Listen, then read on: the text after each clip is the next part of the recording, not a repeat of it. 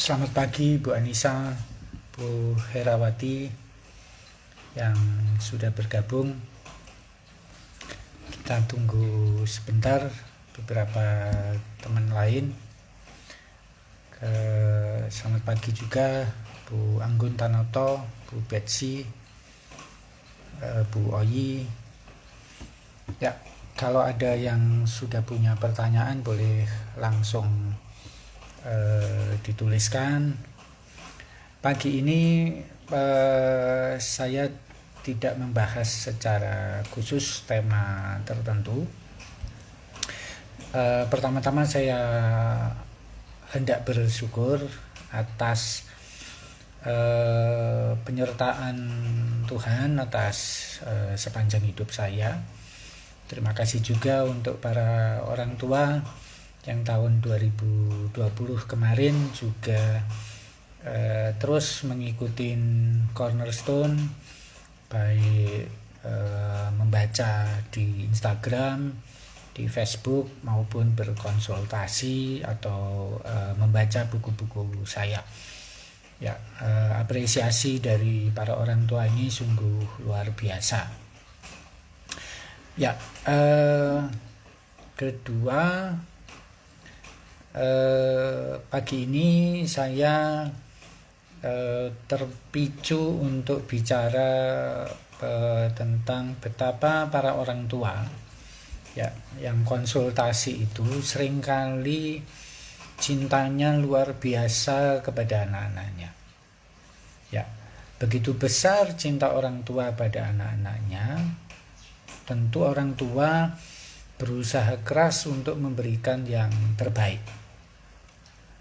Nah, gara-gara berusaha memberikan yang terbaik ini, banyak orang tua berusaha pengen jadi sempurna. Ya, berusaha pengen sempurna karena mau memberikan yang terbaik.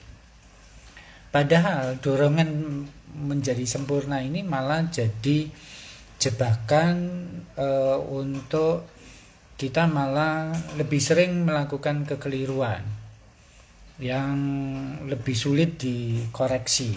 Kenapa? Karena kita anggap tindakan atau keputusan kita itu yang terbaik gitu. Padahal kalau kita pengen fokusnya pada kesempurnaan, akhirnya si anak juga berusaha pengen sempurna, padahal nggak ada juga anak yang sempurna gitu ya. Seperti juga tidak ada orang tua sempurna. Jadi akhirnya malah orang tua sulit untuk menerima kesalahan, kegagalan baik dirinya sendiri maupun anak-anaknya, seperti itu. Ya, terima kasih juga Pak Arif Gampang Utomo yang pagi ini ikut gabung. Ya, saya selalu senang kalau ada para bapak seperti juga Pak Steve ini yang barusan juga bergabung. Ya, sekali lagi menjadi orang tua itu malah lebih santai ya, lebih mudah segala tujuan tercapai jika kita tidak tegang, tidak berusaha berlomba-lomba dengan orang tua lain atau ya hidup ini sebenarnya bukan sama sekali bukan perlombaan gitu ya. Jadi makin kita mengenali apa yang ada di dalam diri kita, misalnya Pak Arif menyadari potensi saya seperti Ferrari seperti itu. Lalu kalau ada kijang atau mobil lain menyalip, buat apa kita panas hati untuk ikut membalas menyalip gitu kan? Karena kita udah tahu potensi kita itu hebat ya. Tinggal nanti belok ke arah sirkuit barulah kita bisa berproduksi dan berprestasi dalam hidup seperti itu ya, kira-kira seperti itu. Jadi terapis, jadi konselor seperti saya ini juga bukan berarti sempurna, tidak ya. Sebagai contoh ya, saya banyak melakukan kesalahan. Karena saya banyak melakukan kesalahan, saya jadi bisa tahu bagaimana cara memberi pandangan baru buat orang tua lainnya. Ya, sebagai contoh, hubungan saya dengan anak sulung saya. Anak sulung saya itu dari kecil hipersensitif terhadap udang maupun seafood lainnya. Nah, tapi kadang-kadang sebagai orang tua karena menyadari, oh iya ya, di dalam seafood ini banyak gizi yang baik untuk anak saya. Jadi saya seringkali masih sampai sekarang itu di umur 31 tahun kadang-kadang saya, Kak, ini ada nasi goreng seafood, mau nggak? Biasanya dia tuh reaksinya seperti apa? Nggak, gitu ya. Bukan berarti dia marah. Ya, dia hanya menegaskan bahwa, loh, kamu ini loh Bapak sudah tahu bahwa saya ini bersensitif seafood, kok masih pengen nyodor-nyodorin terus gitu ya. Jadi dia hanya mengingatkan saja sebenarnya. Tapi ya tentu dengan cara seperti itu saya kan lebih mudah tersadar ya. Jadi nggak ada ya orang tua sempurna itu, sekali lagi nggak ada ya. Nikmati kesalahan, belajar dari kesalahan itu, dan setelah belajar ya jangan hanya belajar, hasil pelajarannya itu diterapkan, itu ya, hasil pelajarannya diterapkan. Sebentar ibu-ibu, karena di kantor masih pagi-pagi, jadi saya kesulitan membaca di mana nih komentarnya yang sudah bertanya. Ya, ada pertanyaan dari Pak Steve. Saya mau bertanya tentang parentifikasi. Misalnya kedua orang tua sedang bertengkar. Tiba-tiba si anak umur 9 tahun mencium mamanya dan berusaha menghibur mamanya. Apakah ini termasuk parentifikasi? Bahayan maksudnya apakah ini berbahaya gitu ya? Ya, mungkin pada beberapa orang tua yang pernah konsultasi ke saya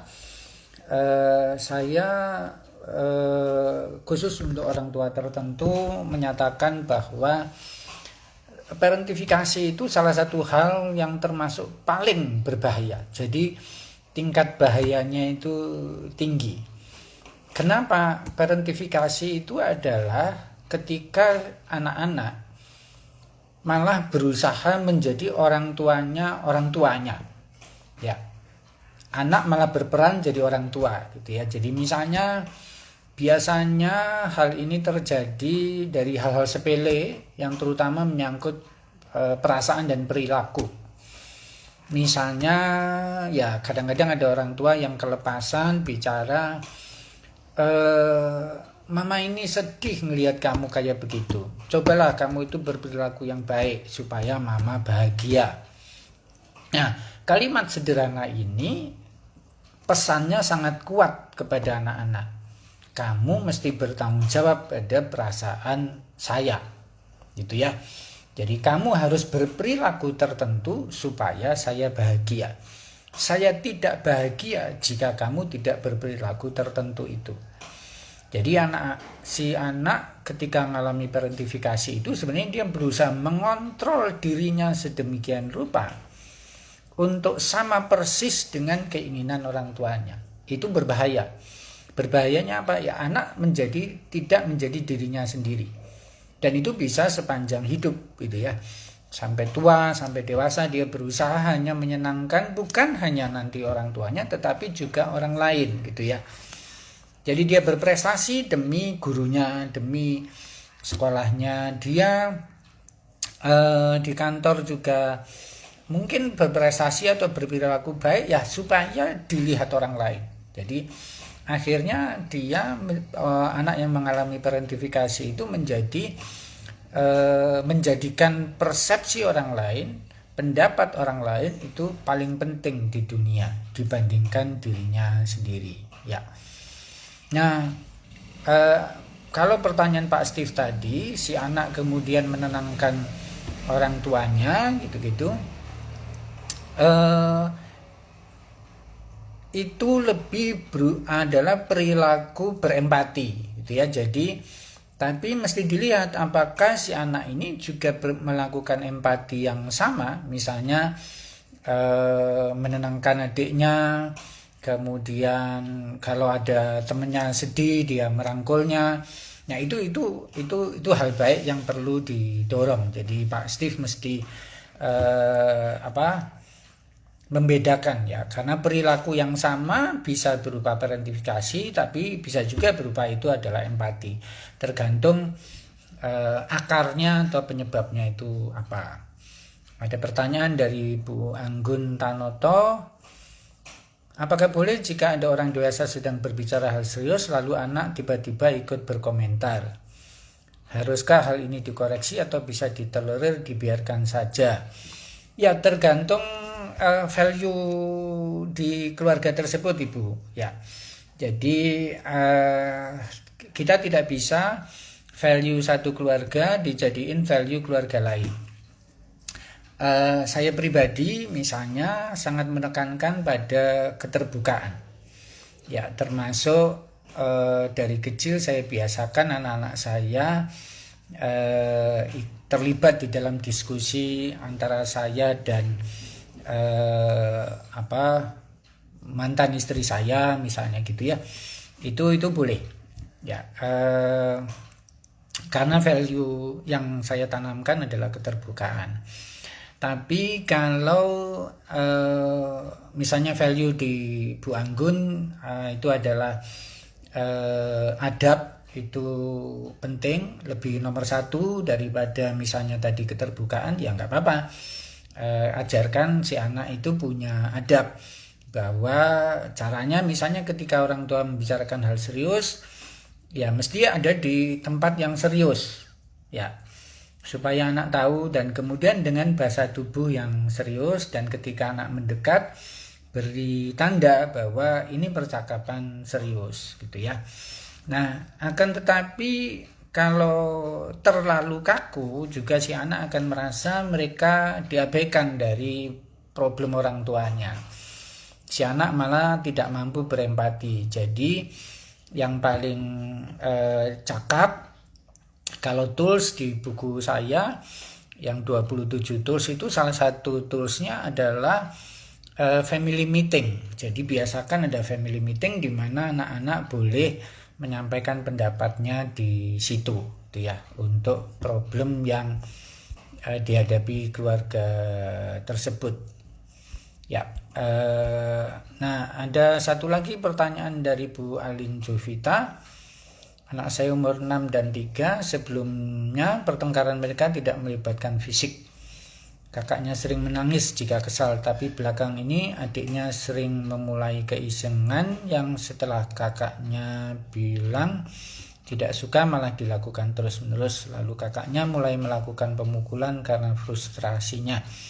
Dan kemudian si adik akan mengadu dipukul kakaknya. Ya, bagaimana solusinya? Ya,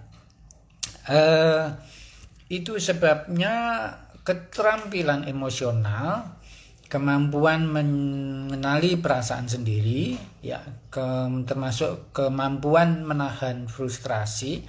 Ini perlu diajarkan dari kecil, dan orang tua mesti memberi waktu kepada dirinya sendiri cukup panjang untuk mengajarkan keterampilan emosional ini.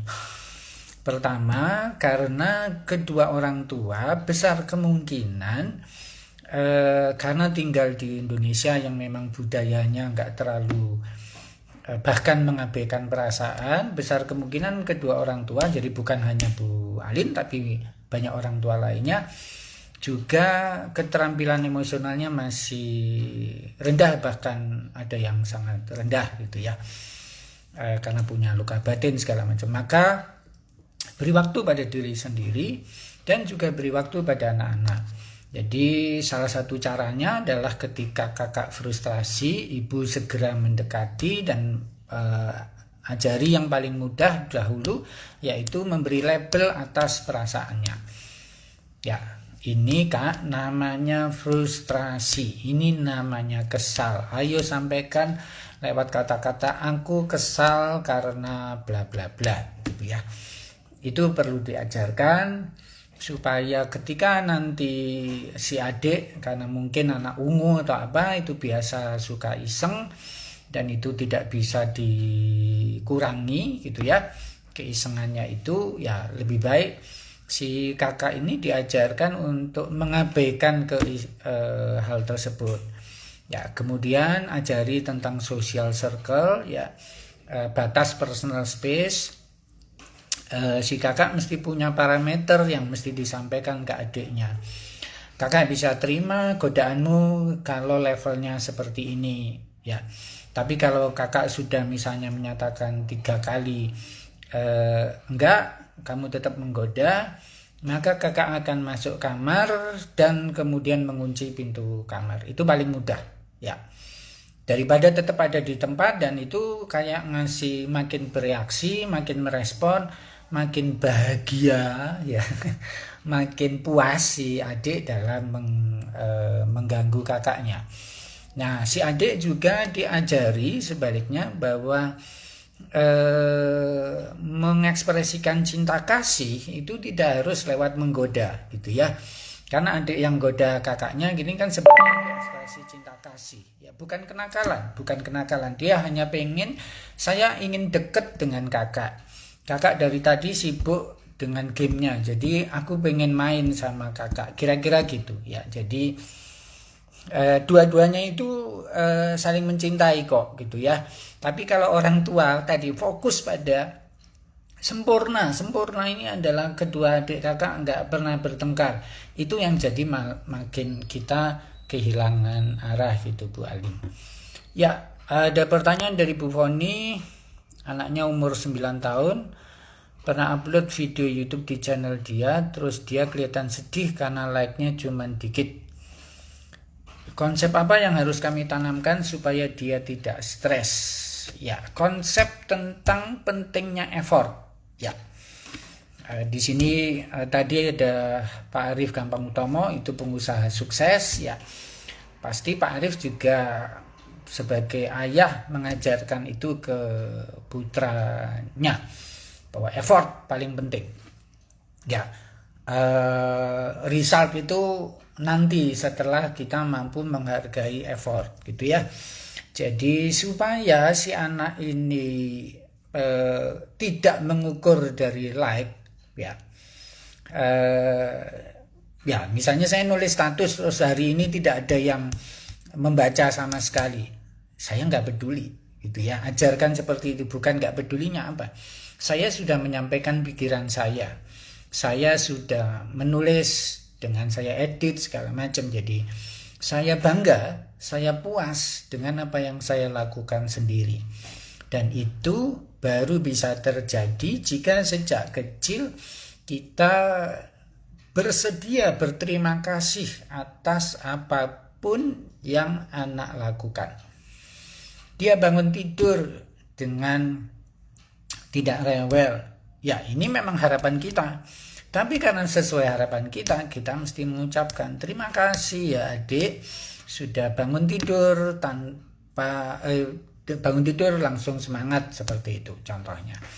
Jadi terima kasih sudah bikin video, terima kasih sudah melakukan persiapan, terima kasih sudah mengupload videomu ke YouTube. Jadi ucapkan terima kasih secara spesifik untuk tiap proses dia mengerjakan video tersebut gitu ya. Fokus di usahanya ya Bu.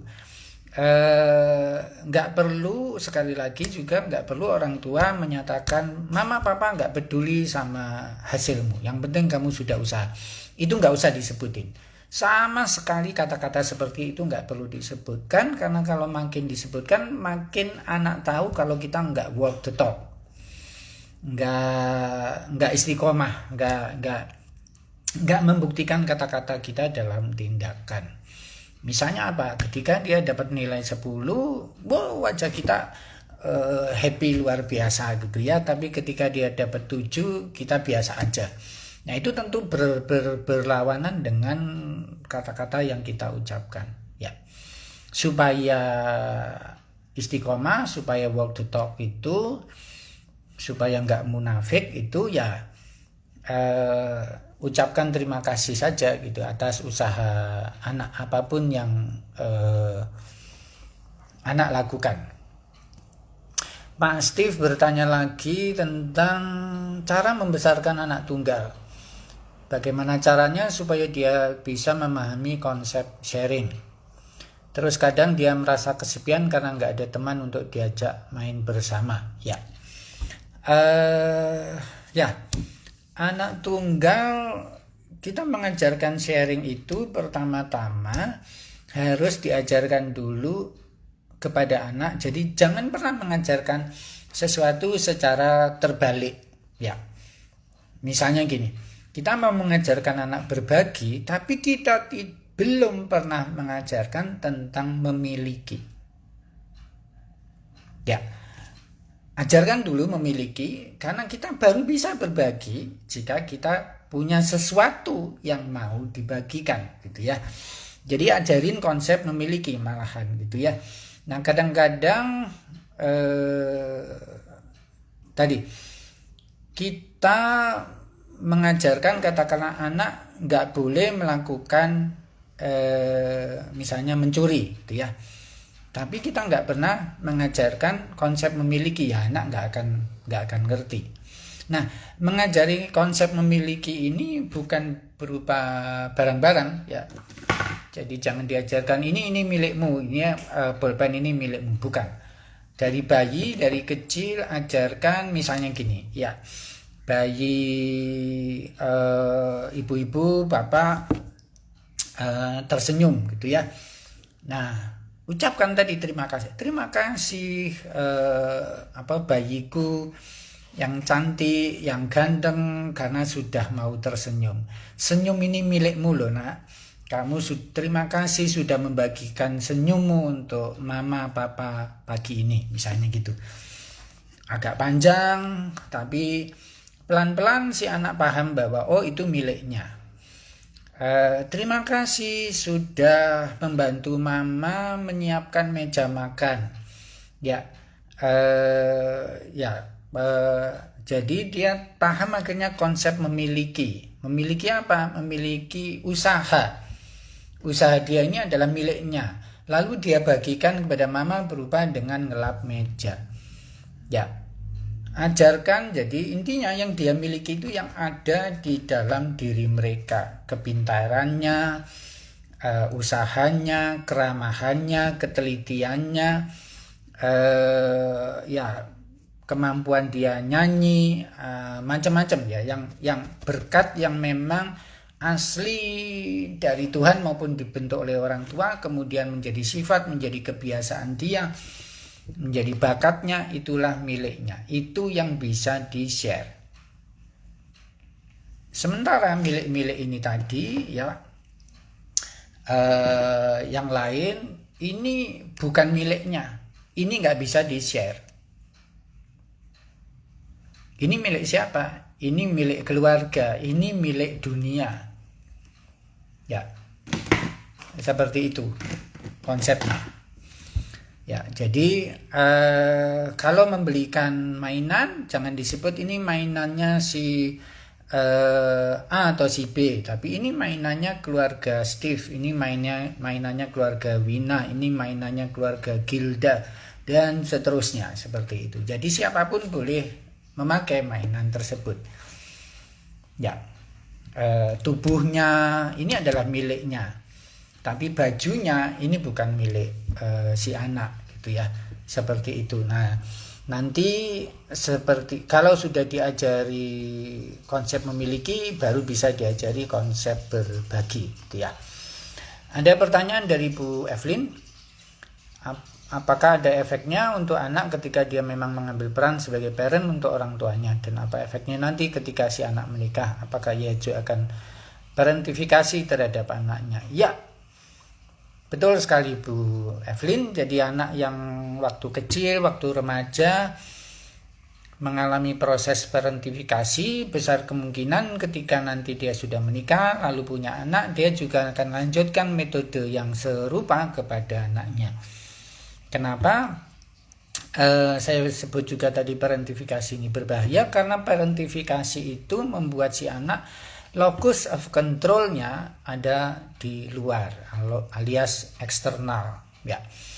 Karena locus of control-nya atau kemampuan dia merasa kalau dia katakanlah dapat peristiwa buruk gitu ya, itu salahnya orang, salahnya dunia, bahkan salahnya Tuhan gitu ya.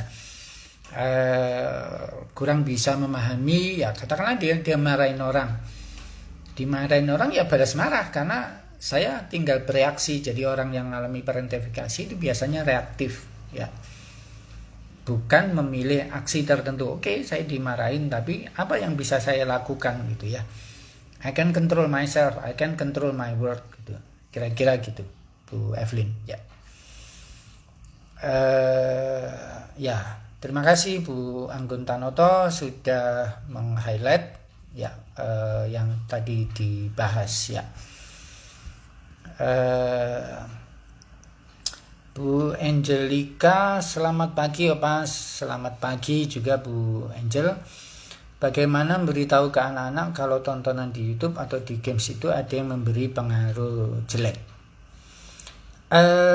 Lebih baik dibahas Ibu, karena review jelek buruk itu apalagi pada anak-anak yang GT ya, genius, talented, superior, itu biarkan mereka pikirannya berkembang ya. Jadi diskusikan aja,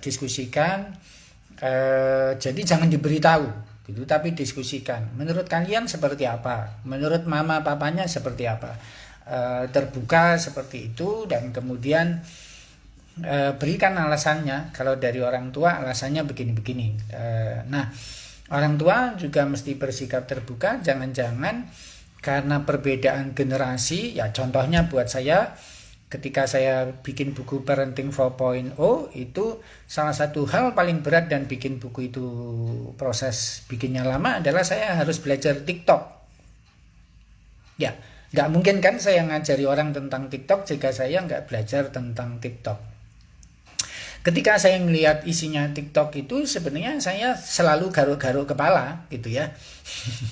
Garuk-garuk kepala, bagaimana mungkin gitu ya, katakanlah orang bikin video membuka ini, oh ternyata ada buka ini caranya beda, misalnya gini, disentil kemudian bisa terbuka gitu ya. Dan konten yang seperti itu yang suka ini banyak gitu, hal-hal yang menurut saya sepele gitu. Tapi itu bukan hal sepele buat si anak-anak, buat remaja gitu ya, karena TikTok kebanyakan kan anak-anak dan remaja ya, belakangan aja, dan terutama di Indonesia TikTok jadi disukai orang dewasa gitu ya. Saya jadi belajar gitu ya, oh ada nilai-nilai yang buat saya sepele, buat orang lain itu bikin happy gitu, dan itu ya orang tua jadi belajar itu lebih terbuka. Ya, pertanyaan dari Bu Herawati, bagaimana mengurangi kecemasan pada anak usia 11 tahun? Ini orang tuanya yang cemas pada anaknya atau anaknya yang 11 tahun ini yang sering cemas itu? Cemas atau khawatir atau takut itu penyebabnya adalah karena si anak atau orang tua tidak tahu apa yang akan terjadi. Jadi untuk mengurangi kecemasan itu bikinlah dia jadi tahu apa yang akan terjadi. Lu gimana? Akan terjadi kok tahu gitu ya. Ya pakai perencanaan. Sebagai contoh gini. Takut masuk kamar karena kamarnya gelap. Itu kan karena punya pikiran di kegelapan ada sesuatu. Nah, supaya nggak takut gimana? Ya kamarnya diterangi dong. Seperti itu kira-kira. Jadi kalau anaknya udah 11 tahun juga bisa bikin tabel kecemasan namanya. Minta semua kecemasannya ditulis ya di tabel itu. Lalu di kolom sebelahnya itu dituliskan terjadi atau tidak terjadi. Ya, besoknya kemudian dievaluasi. Kalau kecemasannya ternyata tidak terjadi, apa yang dia alami? Kerugian apa yang dia alami? Ya, dan seterusnya seperti itu. Ya, ada pertanyaan dari Bu Gilda. Saya bersuami dengan Asperger syndrome. Ya, luar biasa Bu Gilda. Baru setelah menikah suami infokan bahwa dia mendapat diagnosis Asperger syndrome. Kami menikah baru 4 tahun. Iya, tapi saya nggak tahu pertanyaan Ibu, Bu. Ibu hanya menyampaikan datanya saja. Ya, ya secara umum sih sebaiknya Bu Gilda minta ke suami untuk menjelaskan apa itu Asperger syndrome. Kemudian ya di cross check juga apakah pengetahuan suami tentang Asperger ini sudah tepat atau tidak. Karena knowledge yang benar, diagnosis yang benar ini akan membantu. Dan kemudian apa saja yang sudah suami dan keluarganya lakukan untuk membuat dirinya mampu beradaptasi pada lingkungan dan permintaan dari dunia gitu ya, tuntutan dunia. Karena sebenarnya sih orang-orang Asperger banyak yang sukses ya. Menteri Keuangan zamannya Tony Blair itu juga Asperger gitu ya. Jadi tapi kalau Bu Gilda ingin ingin beradaptasi pada suami, ya bisa juga saya sarankan untuk konseling, kedua-duanya konseling couple terapi gitu ya, untuk menetapkan tujuan-tujuan pernikahan dan harapan masing-masing terhadap pasangannya gitu ya. Bu Bibi Nom akunnya, Alia 12 tahun sering bersinggungan dengan ayahnya, harus lebih dari ayahnya. Jika diarahkan oleh ayahnya juga bilang iya udah tahu, tapi jika dengan ibunya nurut. Terima kasih. Ya. Biasanya konflik ya seperti ini, misalnya Alia dengan ayahnya itu di bawah sadar karena si Alia ini mengidolakan ayahnya. Si ayahnya sebaliknya di bawah sadar juga sangat mencintai Alia. Tapi tadi karena masing-masing sangat mencintai, masing-masing jadi punya pengharapan yang sangat besar terhadap ayah maupun anaknya. Nah, maka keduanya diajari untuk lebih realistis. Artinya si ayah juga sering menunjukkan kepada Alia bahwa beliau itu sama sekali tidak sempurna. Bahkan sering melakukan kesalahan. Dipamerkan kesalahannya kepada Alia. Supaya apa? Supaya Alia gak pengen menyaingi ayahnya. Supaya Alia menjadi dirinya sendiri. Seperti itu. Ya, kira-kira gitu Bu. Ya, kunci penyelesaiannya. Ada pertanyaan dari Bu Ruki. Ya, 8:30. Jika ada remaja yang meminta diantar konsultasi psikolog sedangkan orang tuanya tidak percaya tentang mental illness, apa ya yang sebaiknya saya lakukan? Saya seorang pendamping remaja di sekolah asrama. Oke, ya. Terima kasih Mbak Bu Ruki El Suroya. Mental illness tentu cukup luas. Jelaskan saja bahwa hal terpenting di dunia itu adalah perasaan. Ya, jadi nggak usah bicara tentang mental illness atau diagnosis apa gitu, anaknya stres atau remajanya depresi, stres, nggak usah. Tapi jelaskan bahwa perasaan itu kalau ditekan, disembunyikan, dia akan numpuk seperti gunung gitu ya, dan suatu saat akan meledak, entah meledak ke dalam maupun meledak ke luar. Meledak ke dalam itu misalnya berupa ya si remaja yang stres, depresi ini kemudian mengurung diri, itu meledak ke dalam. Meledak keluar ya misalnya marah, agresi pada orang lain, seperti itu. Penjelasan yang sederhana buat awam, dan kemudian jelaskan bahwa pergi ke psikolog itu bukan berarti anaknya sakit gitu ya. Tapi si psikolog atau terapis ini adalah profesional sama dengan konsultan ekonom, konsultan keuangan, konsultan pajak. Mereka lebih tahu daripada kita yang awam soal pajak tentang bagaimana cara membayar pajak yang mudah pada pemerintah misalnya.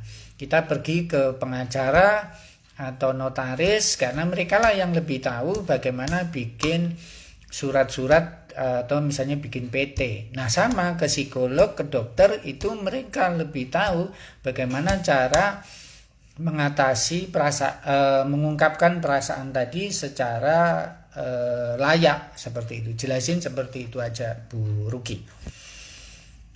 Bu Stefani bertanya bagaimana mengatasi rasa takut pada anak seperti mau diajarkan anak untuk tidur terpisah dan juga takut ke dokter gigi.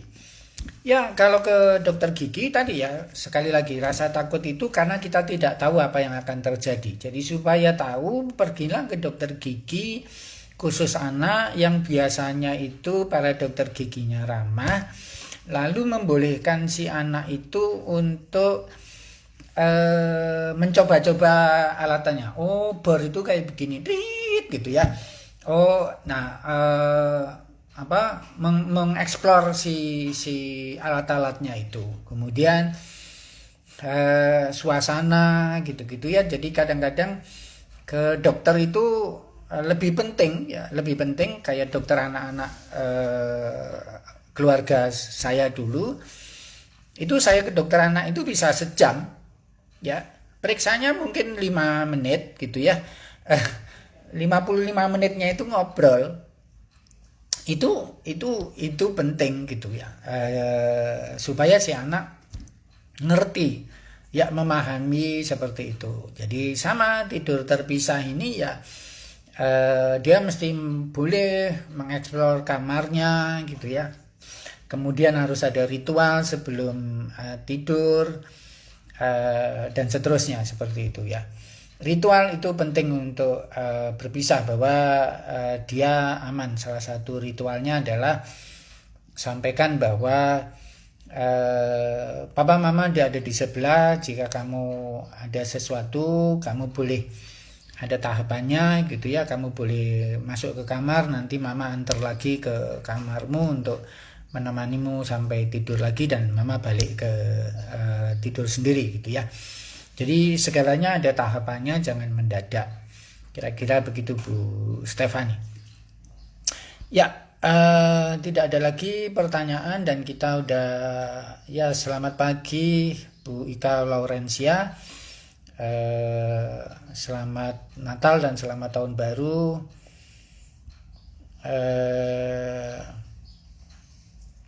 Nah, Bu Eliana ada pertanyaan. Saya mau bertanya apa bedanya perasaan dan baper. Oke. Ya, kebetulan 2-3 hari ini saya menulis tentang apa itu perasaan. Kalau Ibu ngikutin Facebook saya sarankan di Facebook saya ada banyak artikel ya di sana. Facebook yang grup Dono Pastor Dono Parenting. Ada banyak artikel tentang apa itu perasaan. Ya, perasaan itu ada negatif ya, seperti sedih, kecewa, marah, frustrasi, berduka, itu perasaan yang cenderung negatif. Juga ada perasaan positif ya, senang, bahagia, bangga, lega, puas, itu perasaan positif ya. Baper ini istilah awam ya, terbawa perasaan. Sebenarnya baik-baik saja, perasaan itu malah harus diterima. Kenapa perasaan itu mesti diterima? Karena perasaan itu alamiah. Sama seperti semua pohon, itu pasti ada bunga dan buahnya. Itu alamiah. Jadi perasaan pun alamiah. Jika kita pikirannya negatif, oh orang ini jahat, maka itu pikiran. maka otomatis detik itu juga kita punya perasaan tidak nyaman misalnya terhadap orang tersebut.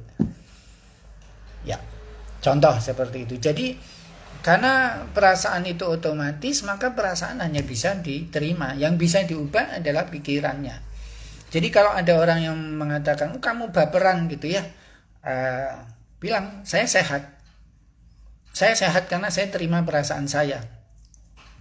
Ya, dengan menerima perasaan ini, maka saya kemudian bisa memutuskan untuk mengubah pikiran saya supaya saya bisa menjadi berperasaan lebih positif. Contohnya seperti itu. Ya.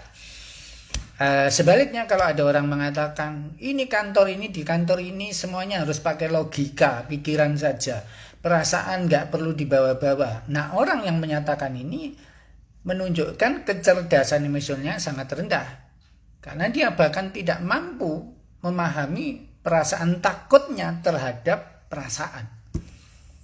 Kenapa begitu? Bisa terjadi begitu karena waktu kecil seringkali anak orang dewasa yang tidak kenal perasaannya itu karena waktu kecil dilarang berperasaan. Kok bisa dilarang berperasaan oleh orang tuanya? Iya.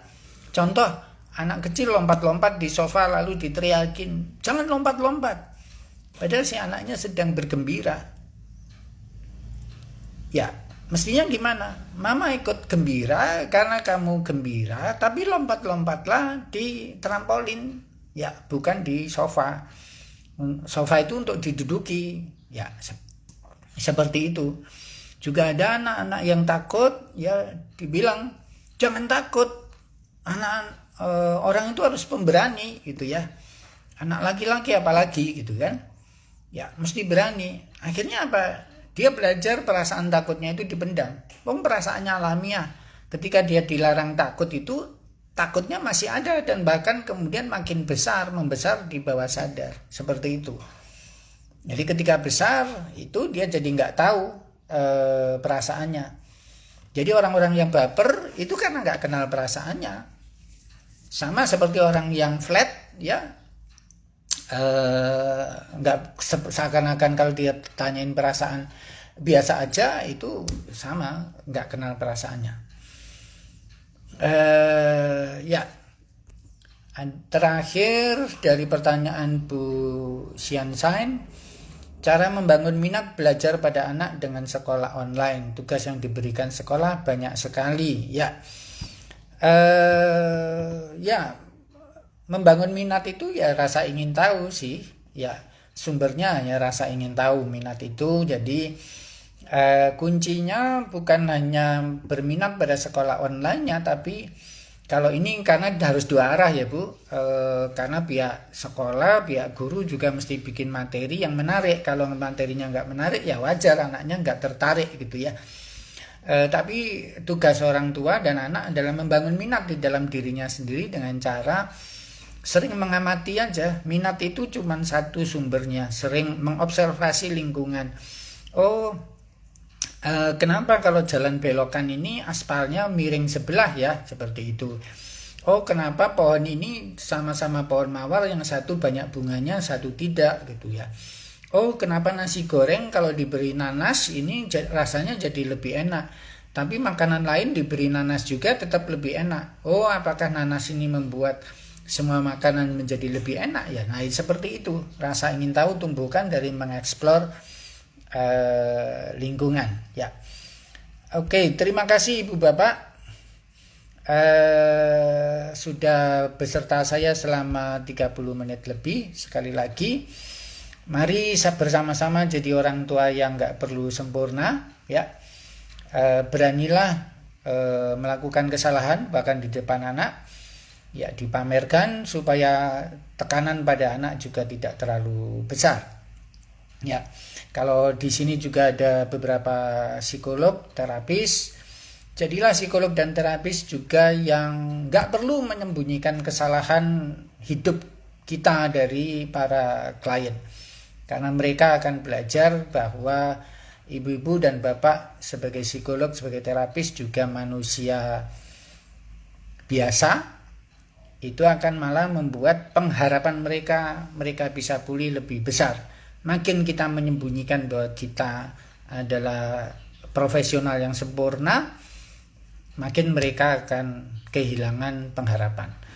Selamat pagi, selamat memulai hari dengan berkarya yang terbaik berupa potensi dan bakat yang sudah ada di dalam diri ibu-ibu dan bapak masing-masing. Tuhan memberkati keluarga ibu dan bapak.